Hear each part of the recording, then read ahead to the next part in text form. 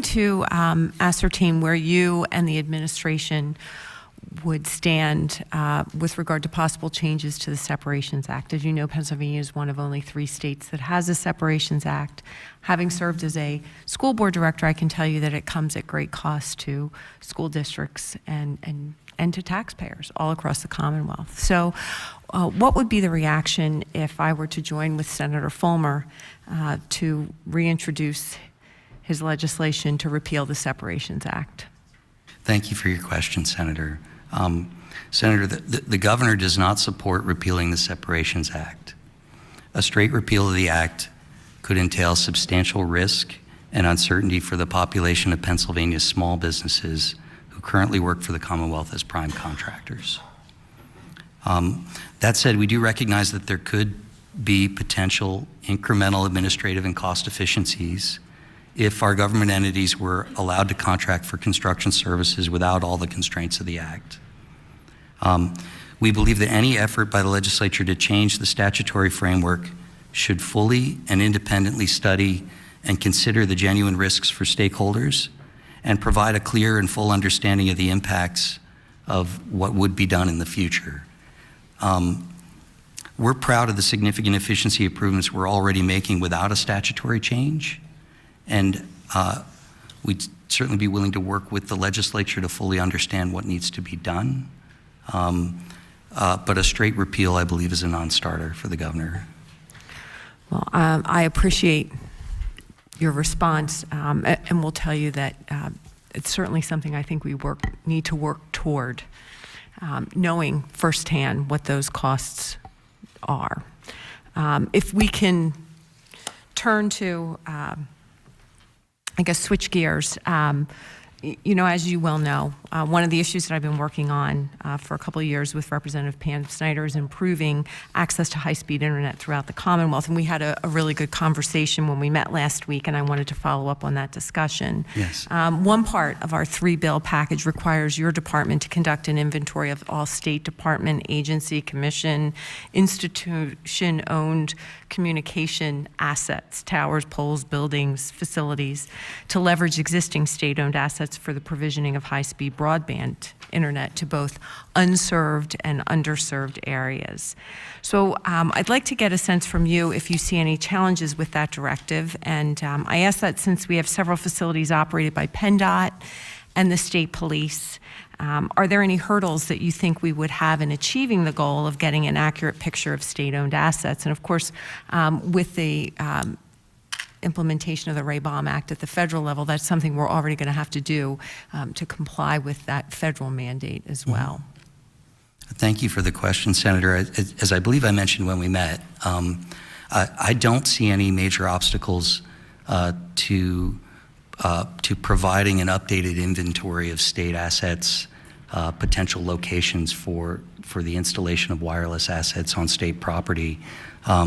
We in fact completed such an inventory about 3 years ago with the assistance of a team from Carnegie Mellon University, and provided that inventory to the suppliers who were competing for a wireless asset manager contract that we were soliciting for.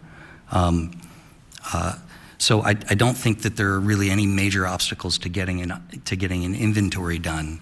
I would only suggest that it's not the absence of an inventory that is keeping us from expanding rural broadband in Pennsylvania.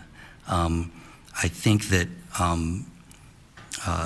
clearly there's an opportunity for us to better leverage the assets that we have to create a revenue stream for the Commonwealth and potentially to have an impact on the availability of rural broadband. But I think that the challenge of expanding rural broadband is going to require probably significant public investment in order to do it well.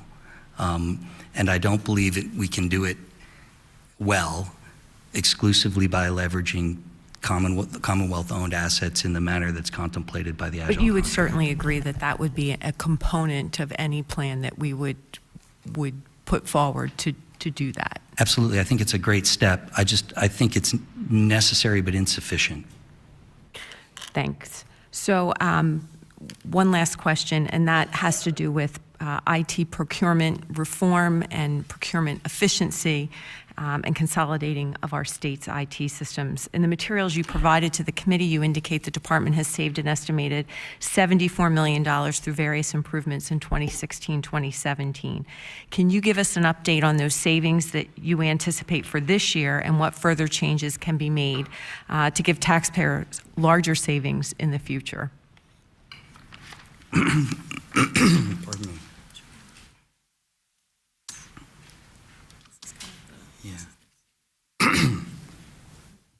Thank you for the question, Senator.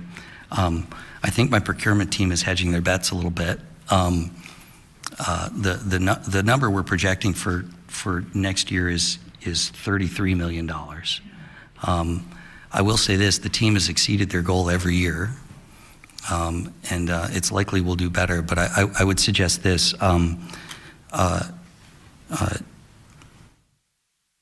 We are now going into our 5th year of applying strategic sourcing principles, commercial best practices to the way that we spend our money in an effort to drive the prices down for the goods and services that we buy, right? Particularly in IT.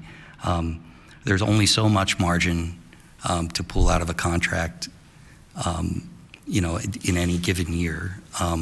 So I don't think that it's reasonable for us to expect savings north of, savings in the hundreds of millions of dollars annually going forward from our procurement efforts.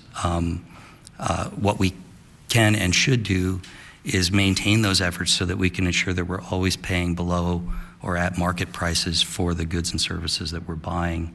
It becomes more of a risk management strategy as our approach to supply chain matures. So those numbers will get smaller over time. But I can tell you that the team is motivated every day to find opportunities for us to pull cost out of our contracts. Frankly, every dollar we save, on an office supply contract is a dollar that, in the private sector would drop right to the bottom line, and here it's a dollar that can be repurposed for things that really matter to taxpayers. Thank you very much. Thank you, Mr. Chairman.